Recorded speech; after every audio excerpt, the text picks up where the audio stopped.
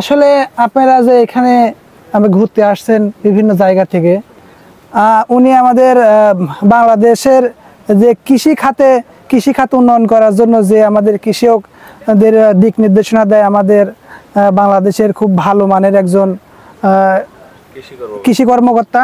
আসলে ভাইরা কোথায় থেকে আসছে ভাইরা নিজেরাই বলবে। আপনারা এখানে এখানে আসার পরে যে অবস্থাগুলো দেখছে, এগুলো দেখে কেমন ভালো লাগছে সেই বিষয়ে আমাদের প্রথম কথা জানানোর। আসসালামু আলাইকুম। ওয়ালাইকুম আসসালাম। স্যার কেমন আছেন? ভালো আছি আলহামদুলিল্লাহ। স্যার যে এখানে আসার পরে যে আপনারা মিষ্টি কুমড়া দেখতেছেন, আপনারা বিভিন্ন সময় বিভিন্ন জায়গা যান, আসলে এইখানে আপনারা অনুষ্ঠানে আসার পরে আপনাদের কেমন ভালো লাগছে এই বিষয়টা আপনাদের আমাদের সাধারণ জনগণকে আপনি জানাবেন। আচ্ছা, আমরা হচ্ছে পটুয়াখালী থেকে আসছি। আমরা পটুয়াখালীর এখানে 3 উপজেলা কৃষি কর্মকর্তা আছি। আমি পটুয়াখালী সদর উপজেলা, আমার সাথে আছেন মির্জাগঞ্জ উপজেলা এবং আমাদের জাফর ভাই 10 মিনা উপজেলা। তো আমরা ইউনাইটেড সিডের যে ইনভাইটেশন সেটাতে আমরা এসেছি ওনাদের এই যে সিড ফার্মে। আমাদের আসলে খুবই ভালো লাগছে যে আমাদের নিজের চোখেরও অনেক দিন থেকে নিজের চোখে দেখার ইচ্ছা ছিল। আজকে আমরা আসলে দেখে অভিভূত যে প্রথমে আমাদের যে এন্ট্রি গেট আছে সেখানে যে ফুলের বিরাট সাম্রাজ্য, সেই সাথে সাথে এখানে এই যে আমরা যে কুমড়ার যে সাজানো সুন্দর যে একটা ঘরের মধ্যে দাঁড়িয়ে আছি, এই কুমড়ারই এখানে প্রায় 250-র মতো জাত ট্রায়াল দেওয়া আছে, তাই না? 250-র মতো। এছাড়া সব মিলে বিভিন্ন ফসলের এখানে প্রায় 2500+ ভ্যারাইটি ট্রায়াল দেওয়া আছে, যেগুলো সামনের বছর অনেকগুলো ফসলের ভ্যারাইটি এখান থেকে রিলিজ করবে এবং বাংলাদেশের বিভিন্ন পথে প্রান্তে বিভিন্ন কৃষকের হাতে এই বীজগুলো চলে যাবে। তো আসলে এখানে না আসলে বোঝা যাবে না যে আমাদের বাংলাদেশের যে সরকারি প্রতিষ্ঠানগুলোর সাথে সাথে বেসরকারি প্রতিষ্ঠানগুলো যে কৃষিখাতের উন্নয়নের জন্য তারা কিভাবে কাজ করছেন এবং কৃষিখাতের উন্নয়নের জন্য তারা অনেক বড় অবদান রাখছেন। বাইরে থেকে বিভিন্ন দেশ থেকে সিডগুলো এনে আমাদের দেশের আবহাওয়াতে ট্রায়াল দিয়ে এই দেশের উপযোগী করে আমাদের কৃষকদের হাতে ছেড়ে দিচ্ছেন। তারপরে এগুলো আমাদের কৃষক ভাইরা প্রোডাকশন করছেন এবং খুব সুন্দরভাবে বিভিন্ন ডিলারের মাধ্যমে বিভিন্নভাবে কৃষকের হাতে এটা পৌঁছে যাচ্ছে এবং আমাদের কৃষকরা এটা অত্যন্ত সাফল্যের সাথে উৎপাদন করছেন এবং দেশের খাদ্য নিরাপত্তা সঠিক রাখছেন। এটা আমাদের জন্য খুবই গুরুত্বপূর্ণ। আর আসলে বলতে গেলে আপনি যেটা বললেন যে এখানে না আসলে বোঝা যাবে না যে মানে এত ভ্যারাইটি, এত ভেরিয়েশন, যেটা আমরা অনেকেই জানি না বা অনেকে কখনো দেখি নাই, যে তারা এইগুলো নিয়ে এখানে ট্রায়াল দিচ্ছেন। যে এখানে আসতে হবে এবং স্বচক্ষে দেখতে হবে, তাহলে বোঝা যাবে যে আসলে তারা কি নিয়ে কাজ করছেন এবং বাংলাদেশের কৃষি আগামী কোথায় যেতে পারে বা আগামীতে কতদূর যেতে পারে সেটারও একটা ভবিষ্যৎবাণী কিন্তু আপনি এখান থেকে পেতে পারেন। তো আমি আমার 2 জন সহকর্মী জাফর ভাই এবং মামুন আছেন, আপনারাও কিছু বলতে পারেন যে কেমন লাগছে আপনাদের। ধন্যবাদ। আসলে আমাদের এই যে একটা মেলা করছি আমরা, এর মাধ্যমে আসলে কৃষির যে ডেভেলপমেন্ট হয়েছে এটা আমরা দেখতে পাচ্ছি। এবং ধন্যবাদ ইউনাইটেড সিড কর্তৃক আয়োজিত এই যে একটা মেলা আয়োজন করছে, এর মাধ্যমে আমরা জানি কৃষির ক্ষেত্রে অন্যতম একটা ভাইটাল ফ্যাক্টর হচ্ছে বীজ। আমরা এখানে বীজের একটা প্রচুর ভেরিয়েশন দেখতে পাচ্ছি এবং আমরা মনে করি যে আমাদের সরকারি প্রতিষ্ঠান এবং বেসরকারি প্রতিষ্ঠান যদি একত্রে কাজ করে তাহলে আমাদের কৃষির ক্ষেত্রে আরও অভূতপূর্ব সাফল্য আসবে এবং এর ফলে আমরা সামনে যে আমাদের চ্যালেঞ্জগুলো রয়েছে, বিশেষ করে আমাদের জাত এবং হচ্ছে শস্যের নিবিড়তা বৃদ্ধি এবং অন্যান্য সেক্টরে আমাদের যে কাজ করার যথেষ্ট সুযোগ রয়েছে, আমি মনে করি যে এই মেলার এক্সিবিশনের ফলে এটি আরও ছড়িয়ে যাবে, এর ফলে দেশের উন্নতি হবে। ধন্যবাদ সকলকে।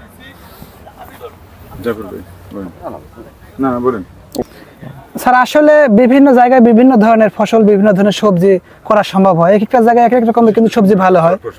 এখন আপনারা যে এলাকায় আছেন, আপনাদের কি অবস্থানে আছেন সেই বিষয়ে আমাদেরকে একটু আমি বলতে চাচ্ছি। সেটা আজকে আমরা আসলে এই জায়গায় এসেছি, এটা ইউনাইটেড সিড কোম্পানি তারা একটা আয়োজন করেছে।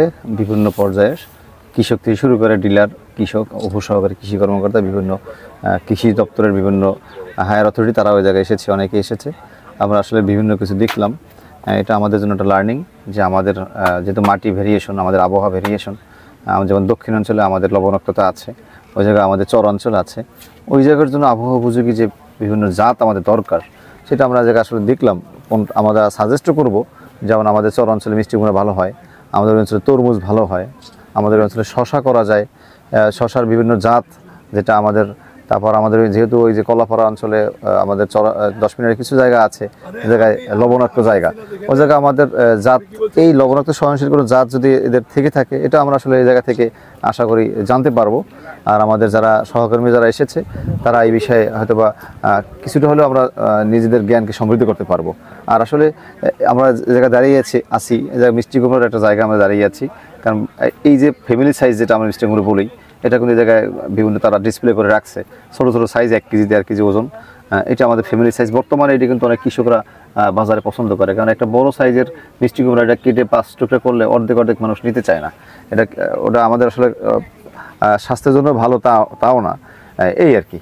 তাহলে এইটা সাইজটা কিন্তু 1 কেজির মতো হবে, তাই না? জি স্যার। 1 কেজির মতো। তাহলে এই সাইজটা কিন্তু আমাদের ফ্যামিলি সাইজের মতো। এটা ঠিক আছে, বিভিন্ন সাইজ আছে স্যার। সবচেয়ে বড় কথা হচ্ছে মানে আগের দিনের পরিবারের জনসংখ্যা বেশি থাকার কারণে বড় মিষ্টি কুমড়া চলতো, কিন্তু এখনকার পরিবারের জনসংখ্যা মানে কম হওয়ার কারণে বড় মিষ্টি কুমড়া তেমন চলে না। জনসংখ্যা আসলে কম না, জনসংখ্যা বেশি, কিন্তু সমস্যা হচ্ছে কি পরিবার ভাগ হয়ে গেছে।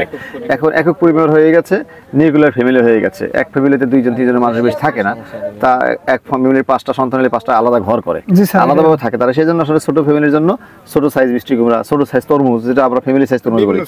আগে তরমুজ ছিল একটা 20 কেজি 15 কেজি ওজন, এখন তরমুজ দরকার আমি মনে করি 7 কেজি 8 কেজি 5 কেজি, এর উপরে বড় তরমুজ আসলে ফ্যামিলি সাইজের জন্য এটি দরকার।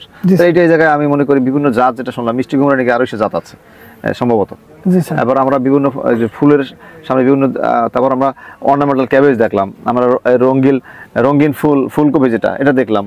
তাহলে আশা করি এইগুলো যদি আমাদের ওই দক্ষিণ অঞ্চলে আমরা যদি ট্রায়াল দিতে পারি, আমি চেষ্টা করছিলাম কিছু ওই যে কালারফুল কিছু ক্যাবেজ কলিফ্লাওয়ার নেওয়ার জন্য।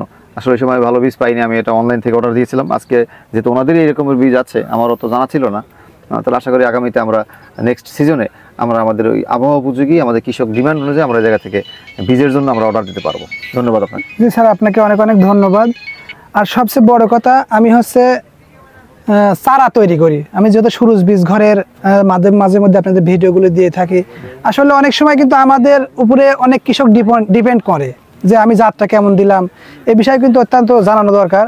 আমি প্রত্যেকটা জাত সম্বন্ধে আমি নিজে আগে দেখি, তারপরে অন্য কাউকে দিই।